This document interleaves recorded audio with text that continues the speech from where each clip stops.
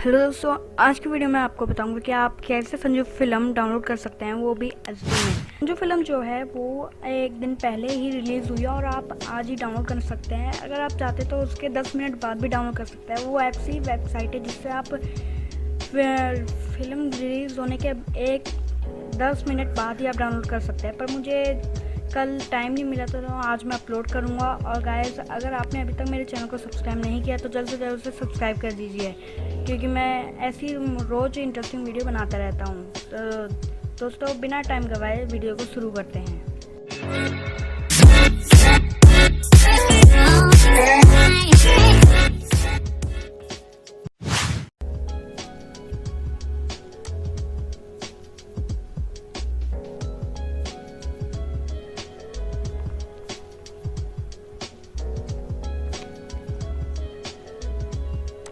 Generate download link,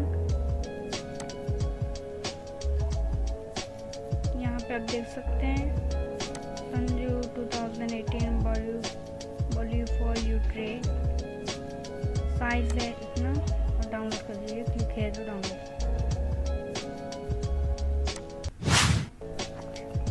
देखिए guys, आप यहाँ पे जैसे देख भी सकते हैं कि संजू फिल्म डाउनलोड हो रही है, ये प्रूफ है। और guys, thanks for watching, please subscribe, support me guys.